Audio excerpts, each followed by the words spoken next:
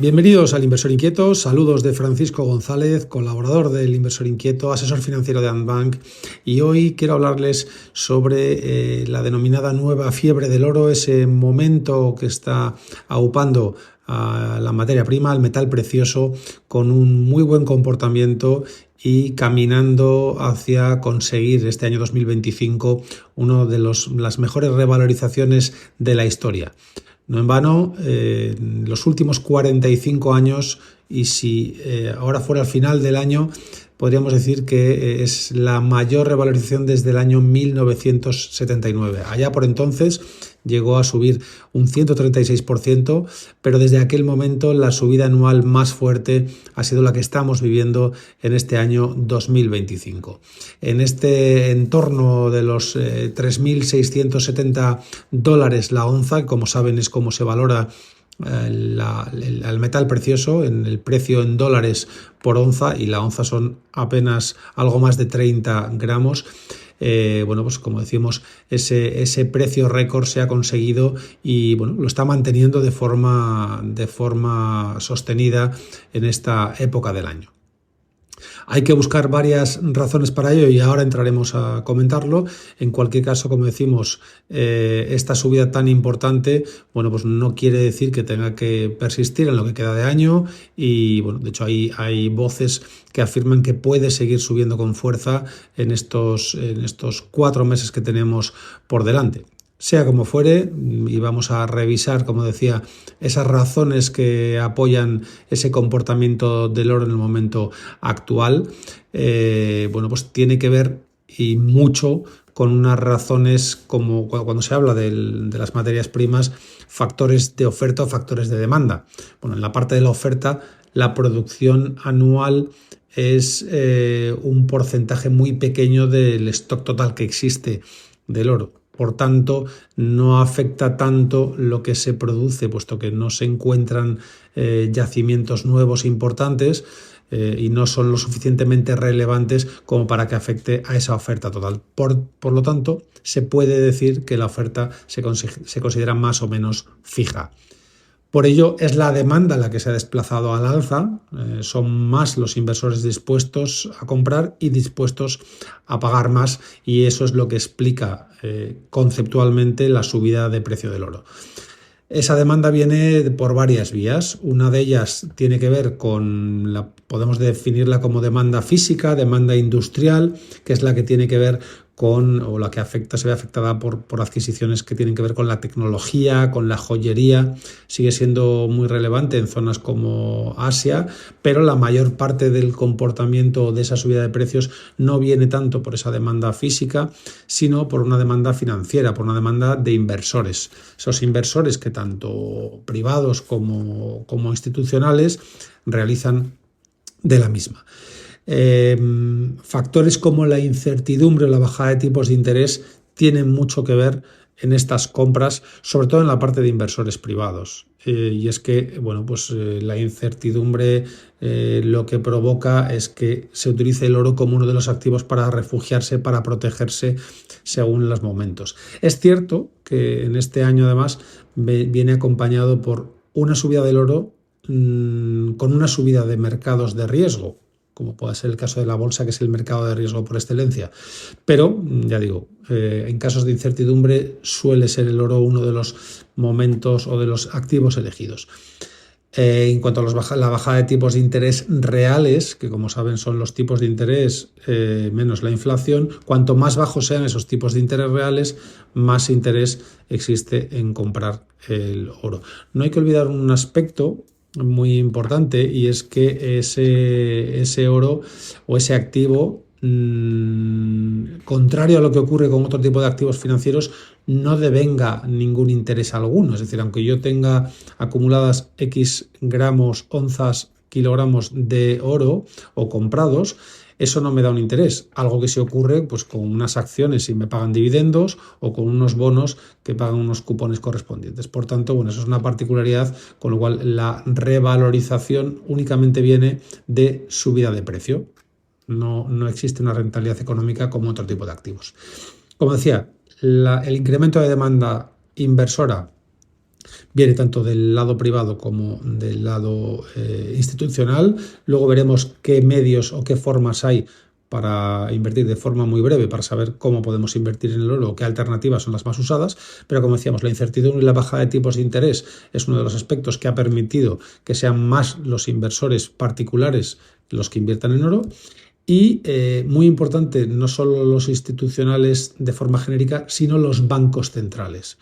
Los bancos centrales son una fuente de compra de oro muy importante, y esto se ha producido o ha tenido lugar de forma más importante en los últimos años. De hecho, desde el año 2022 y después de la guerra de Rusia a Ucrania, se ha producido un incremento de los bancos centrales del orden del doble de lo que se venía haciendo anteriormente. Sin ir más lejos, el BCE contaba al cierre del 2024 con casi 41.000 millones de euros, lo que suponía 10.500 millones más que un año antes. Evidentemente el precio del mercado, pero también acumulación de reservas de oro. ¿Y por qué los bancos centrales compran oro? Pues en primer lugar por motivos geopolíticos. Esa congelación de activos del Banco Central de Rusia que comentábamos no ha sido otra cosa que una llamada de atención, porque esa congelación de activos digamos que iba contra esas reservas de dólares y euros que tenía el Banco Central ruso, como represalia a las actividades bélicas. Por tanto, ya no son pocos los países que acumulan oro como un seguro frente a sanciones financieras. Otra razón para que pueda considerarse importante para los bancos centrales es que es un activo de reserva tradicional que aporta diversificación frente al dólar y otras divisas. Esto es para cualquier inversor, pero bueno, como de forma añadida está haciendo que también los bancos centrales se suban a este carro. Y en tercer lugar, porque el pico inflacionista vivido recientemente lo veían de una forma importante para estabilizar las reservas. En cualquier caso, ha subido tanto por esas razones que decimos, que tienen que ver con factores de demanda. Por un lado, expectativas de relajación monetaria, un tipo real más bajo, algo que es atractivo para el oro. Además, hay que añadir que las apuestas por los recortes en las próximas semanas, días, en el caso de la Reserva Federal, ese entorno de tipos reales más bajos hace que sea un activo donde invertir más atractivo. La debilidad en los datos del precio al por mayor o la inflación en descenso muestran una caída inesperada en ese índice, lo que refuerza la idea de menor presión inflacionista inmediata, y esa mayor flexibilidad para la Fed, como decimos, alimenta la narrativa de que vamos a tener menos remuneración real por esos activos de renta fija, y lo mismo, nos dirigimos hacia el oro. Los flujos que se han visto, sobre todo en activo financiero como los ETFs, han registrado entradas muy importantes, elevando además esa demanda del oro físico. Y finalmente el tema del dólar, muy importante, ese dólar cotizando, ese oro que cotiza en dólares se beneficia cuando el dólar se relaja, y este año que hemos vivido, al menos el primer semestre de 2025, ha provocado un dólar más débil, lo que ha sido un motor importante para esa compra de oro. Por tanto, vemos que hay varias razones que explican el hecho de la subida del oro. La cuestión en estos momentos es si esto va a seguir o no. Digamos que hay voces discordantes. Algunos opinan que todavía ese rally no ha acabado.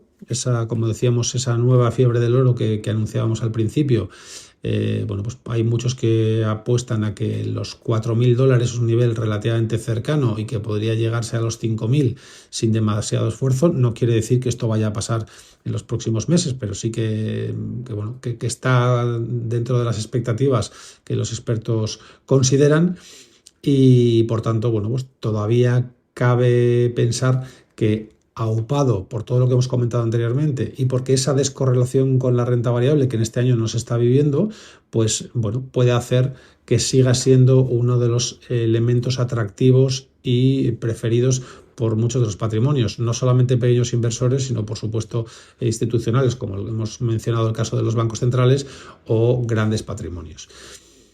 La cuestión en este momento que algunos se plantean es que, bueno, pues podríamos enfrentar, puesto que llevamos un 38% de revalorización en este año 2025, máximos históricos, bueno, pues podríamos ver ciertas correcciones. ¿Se producirán o no?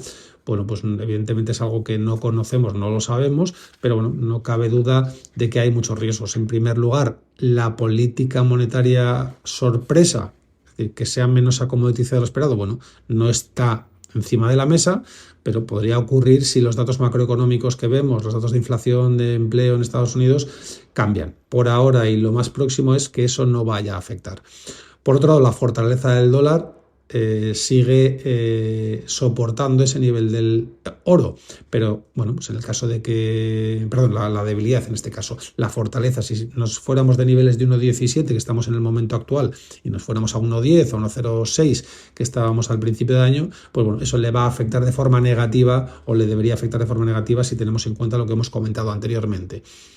Es lógico además una toma de beneficios tras un rally en el precio, aunque solo sea por una cuestión técnica, y además, bueno, pues los riesgos geopolíticos que aunque le hacen ser una forma atractiva de invertir, bueno, pues no sabemos cómo le puede afectar según por dónde vengan.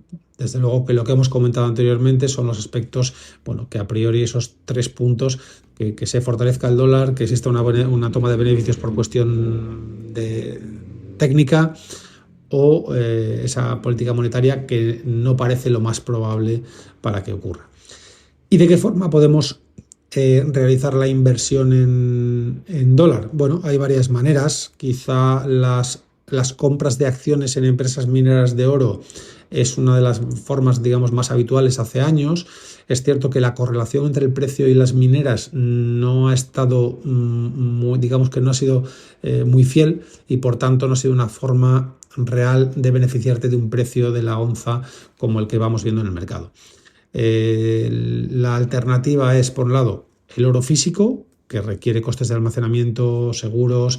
Bueno, digamos que esa opción también sigue existiendo y se sigue utilizando, pero hay maneras a través de activo financiero, como pueden ser los ETFs con oro físico, que son la manera más sencilla y líquida para la mayoría. Bueno, pues habría que revisar que tengan ese respaldo físico, los costes que tienen, pero en principio lo hacen como la forma más sencilla para cualquier tipo de inversor de aproximarnos a la materia prima, en este caso al oro.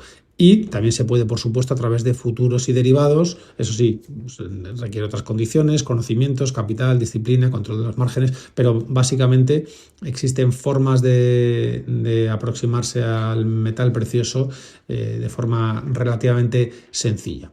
Por tanto, era un poco la revisión que queríamos hacer respecto a si nos enfrentamos a esa nueva fiebre del oro. No sé si será o no de forma real. Lo que está claro es que se ha convertido en un activo interesante para muchos de los inversores, donde el precio ha reflejado ese interés y con una revalorización realmente atractiva que se acerca al 40% en este año.